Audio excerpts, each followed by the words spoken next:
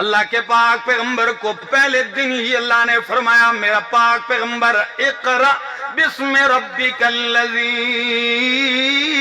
خلق، پہلی وحی آئی قرآن پڑھ میرے پیغمبر، دوسری وحی میں بھی آیا یا ایھا المزمل قم اللیل الا قلیلا نصفہ او انقص منہ قلیلا او زد علیہ ورتل القرآن ترتیلا۔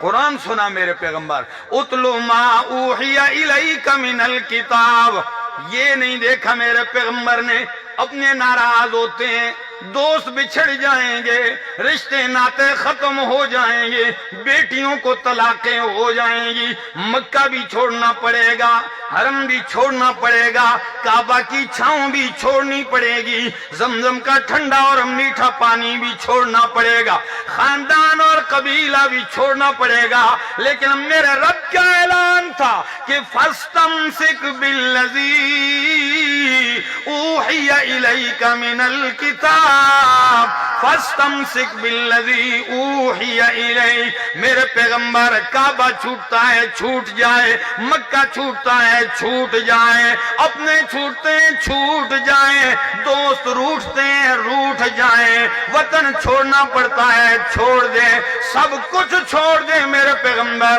میرا قرآن کبھی نہ چھوڑنا۔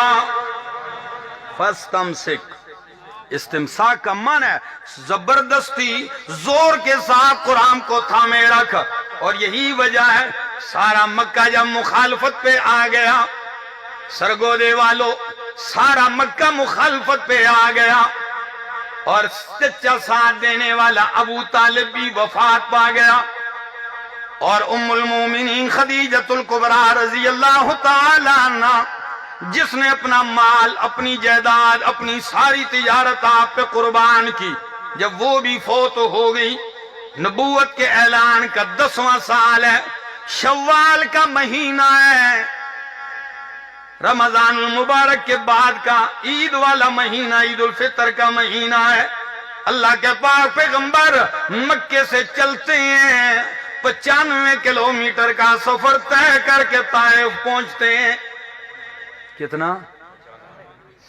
گھوڑا نہیں، اونٹ خچر نہیں، پاؤں کے ساتھ چلتے ہیں۔ آج کوئی یہاں سے مسجد جانا بھی، آج کل لوگ موٹر سائیکل پہ مسجد جاتے ہیں، اپنے محلے کی مسجد میں کوشش ہو تو پیادل چلتے ہیں، 95 کلومیٹر کا راستہ طے کرتے ہیں۔ خدا جانے کتنی تھکاوٹ ہوئی ہوگی اللہ کے نبی کو، کتنی آپ کو بھوک اور پیاس بھی لگی ہوگی، لیکن آپ پہنچتے ہیں طائف کی سرزمین پر۔ مقصد کیا تھا؟ چوہان والا کے رہن والے ہو، مقصد کیا تھا؟ کیا ان سے ووٹ مانگنے گئے تھے؟ کیا ان سے چندہ مانگنے گئے تھے؟ کیا ان سے پیسے مانگنے کے لیے، قیادت اور لیڈری مانگنے کے لیے گئے تھے؟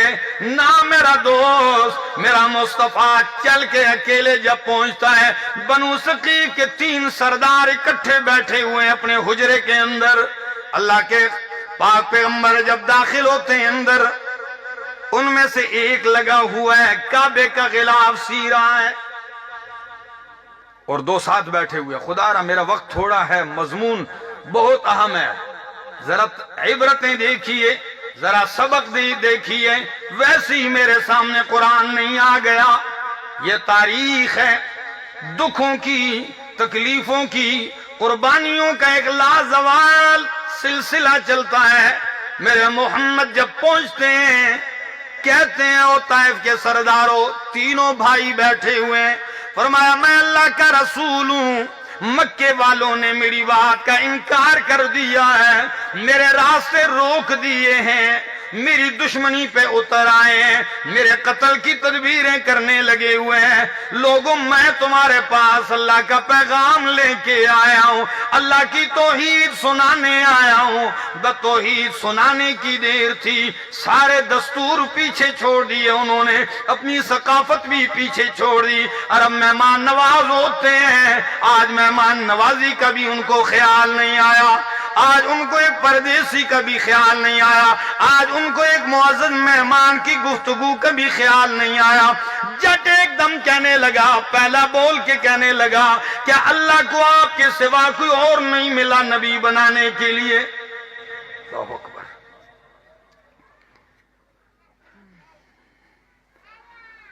دوسرا کہنے لگا لا اکلمک، میں تجھ سے بات بھی نہیں کرنا چاہتا۔ اور تیسرا کہنے لگا اخرج من بلدنا، نکل جا ہمارے شہر سے، میں کعبے کا غلاف تو چیر کے ٹکڑے ٹکڑے کر دوں گا مگر تجھے نبی نہیں مانوں گا۔ اللہ اکبر۔ جب یہ رویہ ہو لوگوں کا، جب لوگوں کی یہ حالت ہو، وہ اس وقت دل پہ کیا گزرتی ہوگی۔ نبی علیہ السلام نے فرمایا خیر ہے، تم نے جو کہا کوئی پرواہ نہیں ہے، خیر معاف کر دیتا ہوں، مگر میری درخواست سنیے، تم نہیں مانتے ہو نہ مانو، میں اس رعایا کو سمجھاؤں گا، اس غریب عوام کو سمجھاؤں گا، میرا راستہ نہ روکنا۔ اور یہ بڑی عجیب بات ہے، کتنی بہترین پیرائے میں کہ ہم بھی کہتے ہیں لوگوں اگر ہماری بات نہیں مانتے ہو رکاوٹ تو نہ بنو، کم از کم نہ مانو، آپ کی مرضی، راستہ نہ روکنا ہمارا۔ لیکن انہوں نے یہ بھی نہ مانی، پورا شہر سارا کھڑا کر دیا، پورا شہر اٹھا دیا، بچے کیا، بوڑھے کیا، جوان کیا، مرد اور عورتیں کیا، پتھروں کی بارش۔ علامہ ابن کثیر رحمہ اللہ البدایہ والنہایہ میں لکھتے ہیں، محمد ابن اسحاق مغازی کے امام لکھتے ہیں، تاریخ کے کیا لکھتے ہیں، 10 دن اللہ کے پاک پیغمبر طائف میں گزارتے ہیں، کتنے؟ 3 میل تک ہر جانب سے پتھر ہی پتھر ہیں، آپ کے سر کا خون پاؤں تک پہنچتا ہے، سارے کپڑے خون میں رنگین ہو جاتے ہیں۔ اور عجیب بات، کسی سیرت نگار نے خوبی تبصرہ کیا کہ لوگوں رجل غریب وحید بعید عن اہلہ ووطنہ، ایک بندہ ہو، پردیسی ہو، اجنبی ہو، خاندان سے بھی دور ہو، علاقے سے بھی دور ہو، اور سارا گاؤں ٹوٹ کے اسے مارنے لگ جائے، خون میں نہلا دے، اس کے دل پہ کیا گزرتی ہوگی؟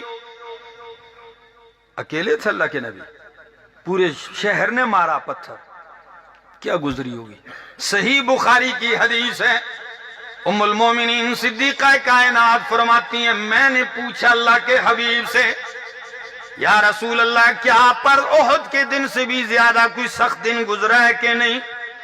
فرمایا ہاں عائشہ، احد سے بھی زیادہ سخت دن گزرا ہے، حالانکہ احد کے میدان میں آپ کے دندان شہید ہوئے، حالانکہ احد کے میدان میں پیغمبر پہ غشی طاری ہو گئی تھی، حالانکہ احد کے میدان میں ایک صحابی رسول فرماتے ہیں خود کی کڑیاں جو تھی زنجیر کی وہ آپ کے رخسار میں دھنس گئی تھی، اور میں نے اپنے دانتوں سے کڑی پکڑ کے جب نکالنے کی کوشش کی تو ہڈی میں دھنسی ہوئی کڑی تو نکلی مگر میرا دانت بھی نکل آیا، آپ کا سارا وجود خون میں۔ لیکن فرمایا عائشہ اس دن سے بھی زیادہ سخت دن طائف کا تھا۔ میں سوچ رہا تھا کہ کیوں، کیسے سخت تھا؟ یہاں بھی تو مار پڑی ہے تکلیف، اور وہاں بھی سخت ایسے، یہاں اکیلے نہیں تھے مصطفیٰ، صحابہ کی جماعت ساتھ تھی، اور آپ کو پتہ ہے المصیبت اذا عمت خفت، مصیبت جب عام ہوتی ہے ہلکی ہو جاتی ہے، ایک مصیبت پوری پارٹی پہ آ جائے تو تھوڑی تھوڑی کر کے بوجھ ہلکا ہو جاتا ہے، اگر وہی مصیبت اکیلے بندے پہ آ جائے تو پھر مشکل ہے۔ فرمایا طائف میں اکیلے تھا، ایک زید ابن حارثہ غلام تھے، اکیلا میں تھا، جان بچاتے ہوئے عتبہ و شیبہ کے باغ میں جا گھسے، خون میں اتنے نہلائے ہوئے تھے کہ کافروں کو بھی ترس آیا، انہوں نے اپنے غلام جو نصرانی تھا، عیسائی، اس کو ایک تشت میں ایسے انگوروں کا گچھا دیا، کہنے لگے وہ جو خون میں لت پت بندہ آیا نا، وہ انگور کے تنے کے ساتھ ایسے جا کے ٹیک لگائے بیٹھے، یہ انگور انہیں دے کے آ جاؤ۔ وہ 10 انگوروں کا گچھا نبی علیہ السلام کے پاس